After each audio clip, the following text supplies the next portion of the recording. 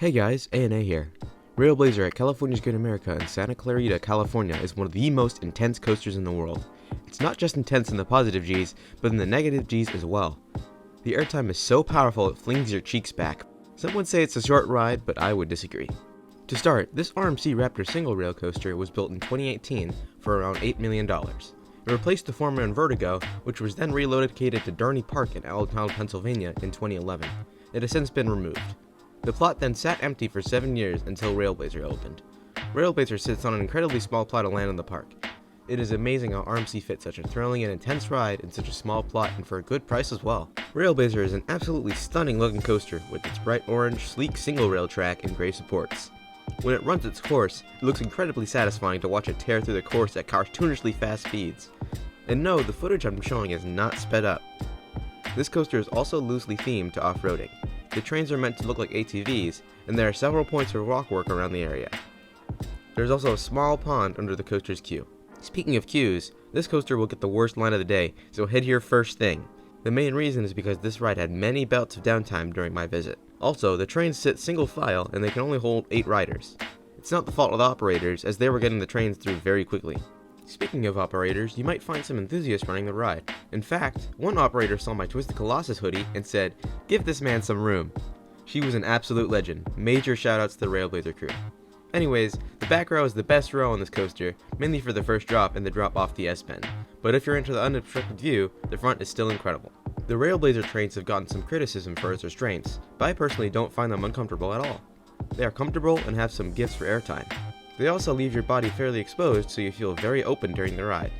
There are seatbelts like with most Cedar Fair coasters, but they don't affect the ride experience at all. For this review, I will describe the ride experience in the back row, so the G-forces listed will be from the back row. After you dispatch, you immediately head into the 106 foot or 32 meter tall lift hill. You get some decent views of the park around you, but not for long. The lift is fairly steep and fast. When you disengage from the lift, you get some good laterals from the elevated 100-degree turn. You then stall out in the first drop and hang there for a second. Riders in the back row get absolutely yanked down this vertical drop, pulling negative 1.1 Gs. It feels like all of your insides will be shoved out of your mouth. The airtime is also fairly sustained too, but it's surprisingly not the most intense airtime moment on the ride.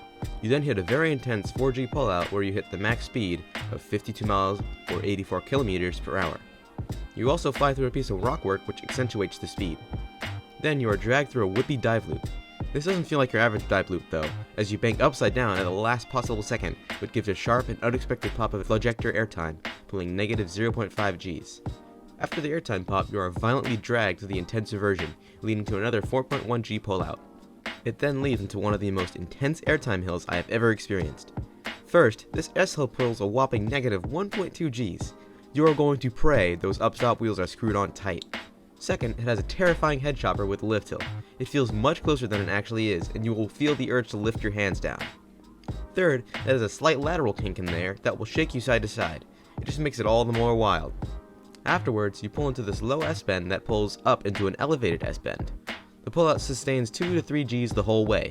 It might even cause a gray out for some. The elevated S-bend that follows gets some slight positives and laterals. RailBlazer then returns to form with the drop off the S-bend.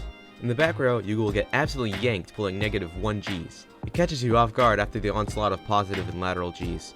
After a 3.5 G pullout, you enter the second inversion, a cutback.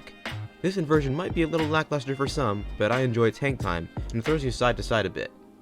The next element, a 0G roll, also gives amazing hang time. It also has a scary head chopper with the rock work that made me put my hands down every time. The clearances on this ride are incredible. But then you hit the final turn, and this is where the only rough patch of track is. There's this noticeable bump. I don't know if it's only in the back row, but it gave me a slight headache after every ride. Even if you try to ignore it, you can't. After the overbank turn, you pop into the brakes with one last pop of flojector airtime, which ends the 1,800 feet, or 548 meters of track. You then dizzily stumble out of the station from a disorienting experience. Now, what do I think of this ride overall? I'd give this amazing RMC Raptor a solid 9.8 out of 10, as the only thing keeping it from a 10 is the slightest hint of a rattle in the valleys, and that bump near the end of the ride. But if you're not looking for the rattle, you won't feel it. And no, RailBlazer does not feel short to me. It feels like a complete ride, and if it was any longer, it would slow down the pacing. And RailBlazer's blinding speed and intensity, vertical and negative G-wise, makes up for a little shuffling.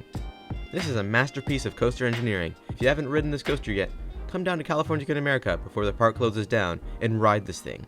Its days could possibly be numbered if they don't relocate it. So, if you enjoyed, I would appreciate a like or even a sub. That'd be pretty cool. And thanks for making it all the way through the video. I really appreciate it. Thanks for watching, and I'll see you in the next one.